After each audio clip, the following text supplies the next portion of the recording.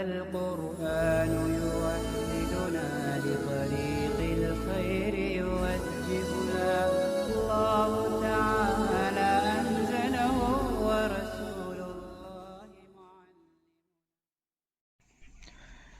بسم الله الرحمن الرحيم. ولما فرغ عن نفي الترادف قصدا شرع في نفي الاشتراك قصدا فقال: وموجبه الوجوب لا الندب والإباحة والتوقف. يعني أن موجب الأمر الوجوب فقط عند العامة، لا الندب كما ذهب إليه بعض، ولا الإباحة كما ذهب إليه بعض، ولا الاشتراك لفظا أو معنى بين الثلاثة أو الاثنين كما ذهب إليه آخرون. ولم يذكره المصنف رحمه الله لأنه يفهم مما ذكره التزاما. فأهل الندب يقولون الأمر للطلب، فلا بد أن يكون جانب الفعل فيه راجحا حتى يطلب، وأدناه الندب. وهذا كقوله تعالى: فكاتبوهم إن علمتم فيهم خيرا. وأهل الإباحة يقولون إن معنى الطلب أن يكون ماذونا فيه ولا يكون حراما، وأدناه هو الإباحة. وهذا كقوله تعالى: فاصطادوا. والمتوقفون يقولون إن الأمر يستعمل ل16 معنى كالوجوب والإباحة والندب والتهديد والتعجيز والإرشاد والتسخير وغير ذلك، فما لم تكن قرينة على أحدهما لم يعمل به، فيجب التوقف حتى يتعين المراد. وعندنا الوجوب حقيقة الأمر فيحمل عليه مطلقه ما لم تكن قرينة خلافه، وإذا قامت قرينته يحمل عليه على حسب المقام. ولما فرغ عن نفي الترادف قصدا شرع في نفي الاشتراك قصدا فقال: وموجبه الوجوب لا الندب والإباحة والتوقف. جب ماتن رحمۃ اللہ علیہ ترادف کی بالقصد نفی سے فارغ ہو گئے تو اشتراک کی بالقصد نفی میں مشغول ہوئے. چنانچہ انہوں نے فرمایا کہ امر کا حکم وجوب ہے، ندب اباحت یا توقف نہیں ہے. یعنی ان موجب الامر الوجوب فقط عند العامة لا الندب كما ذهب إليه بعض، ولا الإباحة كما ذهب إليه بعض، ولا الاشتراك لفظا أو معنى بين الثلاثة أو الاثنين كما ذهب إليه آخرون. یعنی عام فقہا کے نزدیک امر کا حکم، امر کا موجب فقط وجوب ہے، ندب نہیں ہے جیسا کہ بعض کا مذہب ہے، اور نہ اباحت ہے جیسا کہ بعض کا مذہب ہے، اور نہ توقف ہے جیسا کہ بعض کا مذہب ہے، اور نہ لفظی یا معنوی طور پر 3 یا 2 کے درمیان اشتراک ہے جیسا کہ اور لوگوں کا مذہب ہے. شارح فرماتے ہیں کہ وَلَمْ يَذْكُرْهُ الْمُصَنِّفُ رَحِمَهُ اللَّهُ لِأَنَّهُ يُفْهَمُ مِمَّا ذَكَرَهُ الْتِزَامًا. اور مصنف رحمۃ اللہ علیہ نے یعنی ماتن رحمۃ اللہ علیہ نے اشتراک کا ذکر اس لیے نہیں کیا کہ وہ ان کی مذکورہ بیان سے التزاماً مفہوم ہوتا ہے. فَأَهْلُ النُّدْبِ يَقُولُونَ الْأَمْرُ لِلطَّلَبِ فَلَا بُدَّ أَنْ يَكُونَ جَانِبَ الْفِعْلِ فِيهِ رَاجِحًا حَتَّى يُطْلَبَ وَأَدْنَاهُ النُّدْبُ. وَهَذَا كَقَوْلِهِ تَعَالَى فَكَاتِبُوهُمْ إِنْ عَلِمْتُمْ فِيهِمْ خَيْرًا. تو اہل ندب کہتے ہیں کہ امر چونکہ طلب کے لیے اس لیے اس میں جانب فعل کا راجع ہونا ضروری ہے تاکہ فعل کو طلب کیا جا سکے، اور راجع کا ادنا درجہ ندب ہے. اور یہ ایسا ہے جیسا کہ واری علیہ نے ارشاد فرمایا کہ تم ان کو مکاتب کر دو اگر تم ان میں کوئی خیر محسوس کرو. اس کے بعد اہل بات کا مذہب ہے. وأهل الإباحة يقولون إن معنى الطلب أن يكون ماذونا فيه ولا يكون حراما، وأدناه هو الإباحة. وهذا كقوله تعالى فاصطادوا. اور اہل اباحت کہتے ہیں کہ طلب کے معنی یہ ہے کہ اس فعل کی اجازت ہو اور وہ شرع کے اندر حرام نہ ہو، اور اس کا ادنا درجہ اباحت ہے، اور یہ ایسا ہے جیسے کہ اللہ تعالیٰ نے ارشاد فرمایا فاستادو والمتوقفون يقولون ان الامر يستعمل لستة عشر معنى كالوجوب والاباحة والندب والتهديد والتعجيز والارشاد والتسخير وغير ذلك فما لم تكن قرينة على احدها لم يعمل به فيجب التوقف حتى يتعين المراد۔ اور اہل توقف یہ کہتے ہیں کہ امر 16 معنوں میں مستعمل ہوتا ہے، جیسے وجوب، اباحت، ندب، تحدید، تعجیز، ارشاد، تذکیر وغیرہ۔ جب تک ان میں سے کسی ایک معنی پر کوئی قرینہ قائم نہ ہو جائے اس پر عمل نہیں ہوگا، لہذا توقف واجب ہوگا یہاں تک کہ مراد متعین ہو جائے۔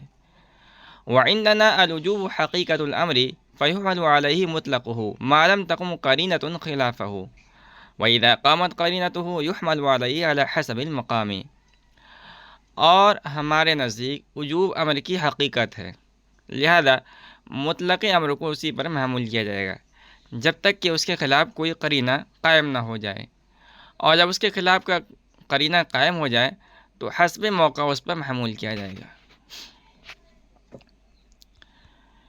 ولما فرغ عن نفی الترادف قصدا شرع فی نفی الاشراک قصدا۔ ما قبل کے اندر ماتن علیہ رحمہ نے امر اور فعل کے درمیان بالقصد ترادف کی نفی فرمائی تھی۔ اب یہاں سے وجوب اور غیر وجوب کے درمیان اشتراک کی نفی فرما رہے ہیں قصداً۔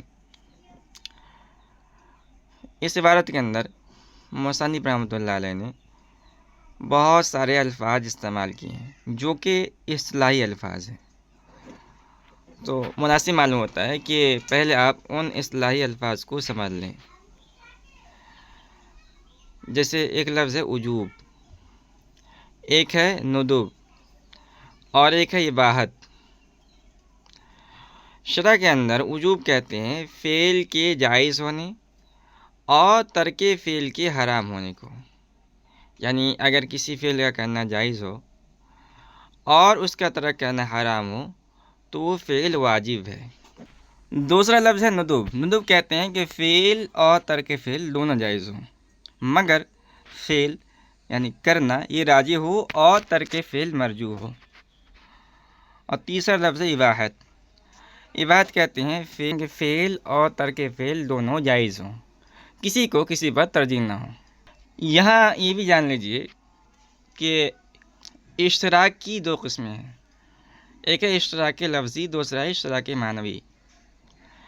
اشتراک لفظی کہتے ہیں کہ ایک لفظ متعدد معنی کے لیے ابتداءً الگ الگ وضع کیا گیا ہو، جیسے آپ نے پڑھا ہوگا اصول الشاشی کے اندر کہ لفظ عین یہ مشترک ہے، اور واضح نے اس کو ابتداءً ہی الگ الگ آنکھ کے لیے، سونا کے لیے، چشمے کے لیے وغیرہ وغیرہ کے لیے وضع کیا ہے۔ اور دوسرا اشتراک معنوی۔ اشتراک معنوی کہتے ہیں کہ لفظ ایسے واحد معنی کلی کے لیے موضوع ہو جس کے بہت سے افراد ہو۔ مثلا آپ نے علم منطق کے اندر پڑھا ہوگا کہ لفظ انسان کو واضح نے حیوان ناطق کے لیے وضع کیا ہے، تو لفظ انسان جب بولا جاتا ہے تو اس سے حیوان ناطق یعنی انسان کے بہت سے افراد مراد ہوتے ہیں۔ اس کے بعد یہ بھی جان لیجئے کہ موجب اور مقتضی اور حکم یہ تینوں الفاظ مترادفہ ہیں۔ یہ تینوں باتیں آپ ذہن نشین کر لیجئے۔ ان باتوں کو جاننے کے بعد اب آپ اصل مسئلہ سمجھنے کی کوشش کیجیے۔ ماقبل کے اندر یہ بات آئی تھی کہ امر کے حکم میں اختلاف ہے اصولیین کا۔ بعض اصولیین کہتے ہیں کہ امر کا موجب ندب ہے، اور بعض کے نزدیک امر کا موجب اباحت ہے، اور بعض کے نزدیک امر کا موجب توقف ہے، اور بعض اصولین کے نزدیک امر کا موجب وجوب اور ندب کے درمیان مشترک ہے اشتراکی لفظی کے ساتھ، اور بعض کے نزدیک مشترک ہے اشتراک معنوی کے ساتھ۔ یعنی بعض اصولین یہ کہتے ہیں کہ امر طلب فعل کے لیے موضوع ہے، اب وہ طلب خواہ وجوباً ہو یا ندباً ہو۔ اور بعض اصولین کے نزدیک امر کا موجب وجوب، ندب اور اباحت کے درمیان مشترک ہے اشتراک لفظی کے ساتھ، اور بعض کے نزدیک ان تینوں کے درمیان مشترک ہے اشتراک معنوی کے ساتھ۔ یعنی بعض اصولین یہ کہتے ہیں کہ امر وضع کیا گیا ہے اذن کے لیے، اور اذن یہ تینوں کو شامل ہے، یعنی خواہ وہ ندباً ہو، وجوباً ہو یا اباحتاً ہو۔ لیکن احناف کے نزدیک امر کا موجب فقط وجوب ہے، ندب، اباحت، توقف اور اشتراک وغیرہ نہیں ہے۔ یہ بات یہاں پوری ہوئی۔ ولم یذکر المصنف، یہ جو شارح نے عبارت کا اضافہ کیا ہے یہ دفع دخل مقدر ہے۔ ایک سوال ہوتا ہے کہ ماتن نے جس طرح ندب، اباحت اور توقف کی نفی فرمائی ہے اسی طرح ماتن کو چاہیے تھا کہ اشتراک کی بھی نفی فرما دیتے۔ اس کا جواب شارح نے دیا ہے کہ ماتن نے اشتراک کا ذکر اس لیے نہیں کیا کہ وہ ماتن کے مذکورہ بیان سے التزاماً مفہوم ہوتا ہے۔ التزاماً کیسے مفہوم ہوتا ہے؟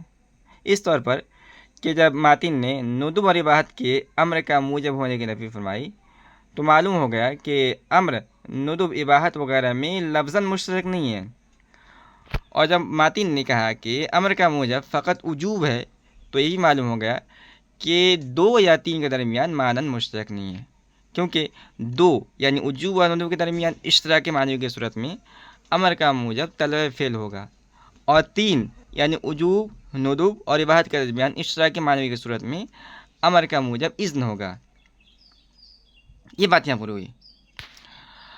اب اس کے بعد شارح نے یہ جو کئی نظریات ہو گئے امر کے حکم کے سلسلے میں، تو ہر اہل نظریے کی دلیل دی ہے۔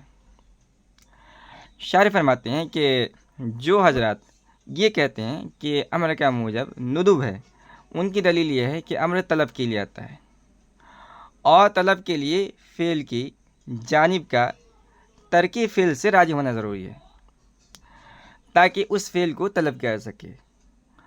اور آپ یہ جانتے ہیں کہ راجح کا جو ادنا درجہ ہے وہ سب سے ادنا درجہ ہے ندب، کیونکہ ابھی ہم نے شروع میں جب تعریف بیان کی تھی تو بتایا تھا کہ اباحت میں دونوں جانب برابر ہوتی ہے، اور وجوب میں ترک فعل ممنوع ہوتا ہے،